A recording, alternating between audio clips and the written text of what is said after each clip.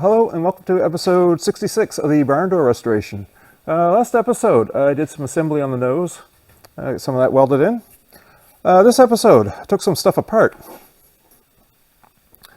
So my next project on this is the rear cargo floor. And prior to doing the rear cargo floor is doing the transmission hump panel, the two rear wheel wells, because they all go in as one unit, get welded in. So I need to get the old parts off the back of the bus. Now when I originally stripped this bus, the cargo door header was completely rotted away. And on the left side had two doors cut in it, and it was extremely rotten. There was only little bits I had to cut to break that side off. So I just took the back off and stored it. So I brought it up and started looking what I was going to have to do to take it apart. I was a bit worried. It was going to be a lot of work to try and get this apart without damaging any of the steel that I wanted to keep. Sometimes that can be a real problem. It actually went much better than I expected. The way these go in, so the engine sits in the back, then the transmission. The transmission hump panel bridges from the engine opening to the cargo floor and to the between the two rear wheel wells. And the wheel wells are joined to that. Then there's a firewall that sets down on those, and it spot welds into the front face of the short rib. And then a luggage panel that sets in here that seals the whole engine bay off, and it just rolls around the upper lip of the firewall. So looking at it, there's also this bit. There was a lip on the front of the cargo area to keep things from sliding off. So there wasn't much left of this. It's actually a piece. It should have a flange on each side. There's a few little bits of the flange left, but not much. And then it had a few lips that spot welded to the rib. And then the backside actually went past the rib and spot welded from the backside. So the first thing I removed was this. It was very easy. It completely rotted away from the luggage tray. There was only one little spot of weld down on this end, which fell off when I hit it. And this end had a few spot welds. I didn't really need to save this because it's going to be, I'm going to completely replace it. I'll build a new one. But I don't like destroying things unless I have to. Because now I took it off, dollied out the right shape. It's very easy for me to make a replacement, so I know exactly what it is. If I was just chop this stuff out, it would be a little more difficult. So that was the first thing I pulled out. It went quite easy. And that allowed the firewall, was the next part to remove. So I'll just move it here so you can see a little better. So this face here goes past the ribs, and spot welds to the front face of the ribs. And then it has a lip, forward-facing lip, goes across top and down the side of the wheel wells, and then across the top of the transmission hump panel. The top lip faces forward is where the cargo panel went over and wrapped around. And the cargo panel was rusty enough that all the spot welds had rotted away, if it was indeed spot welded. There was a couple spot welds on this end that I was able to knock out with a chisel, come out very easy. That end had rotted away. These here were very easy to drill out. And the spot weld, all these spot welds seem to be really weak, very small. So they're very easy to drill out. And there wasn't much of the transmission hump panel to remove anyway. A few spots here and one spot over there. So that was very easy to remove. I'm quite happy that quite happy with how that come along. So the next thing to come out was the transmission hump panel and the wheel wells. Now the left side wheel well had very little weld left in it.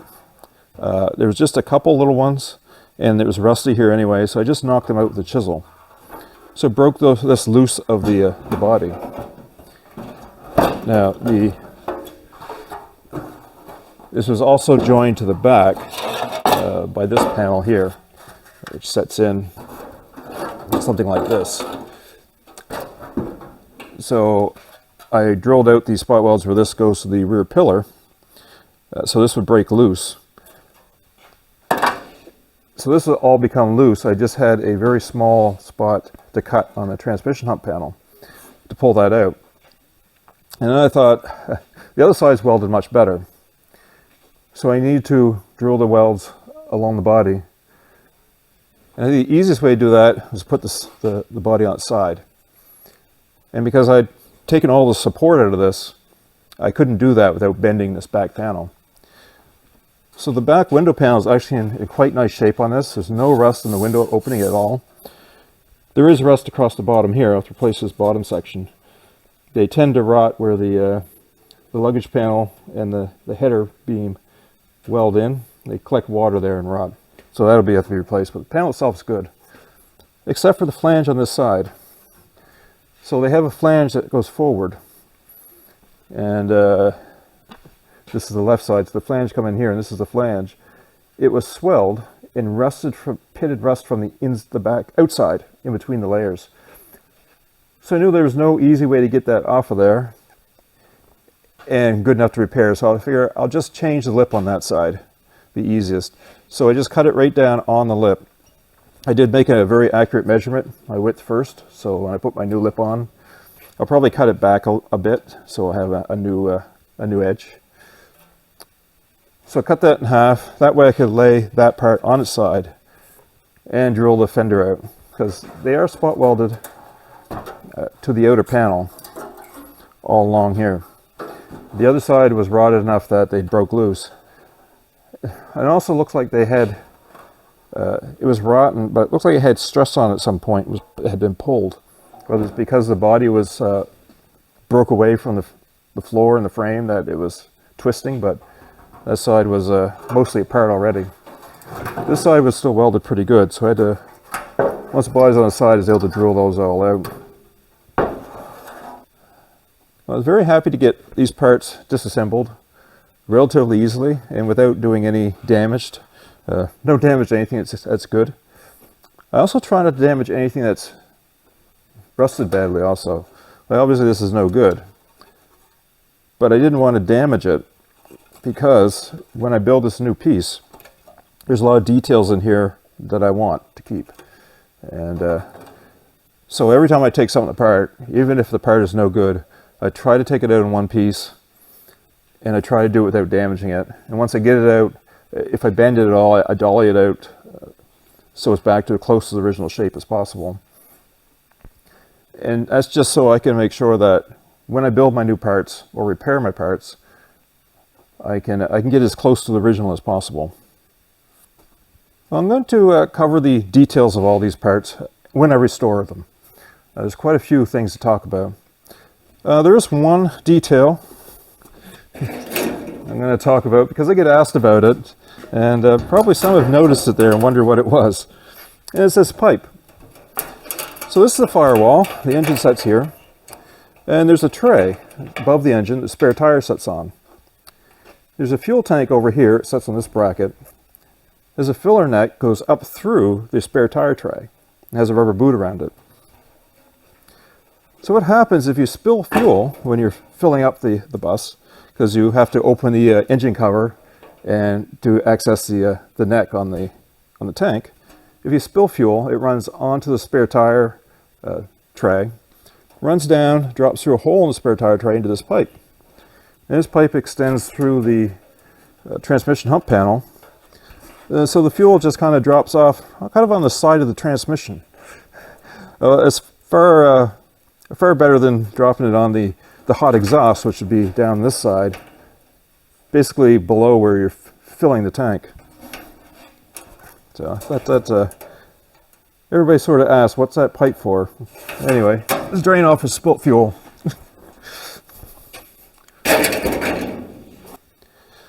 So that's what I've accomplished with this episode. Next episode, transmission hump panel. So this panel sets in between the wheel wells, and this opening here is where the engine sets in, and there's a channel for a seal that goes against the engine. And then the firewall sets down on it in the middle. So this sets together like that. Goes right across the bridges between the two wheel wells.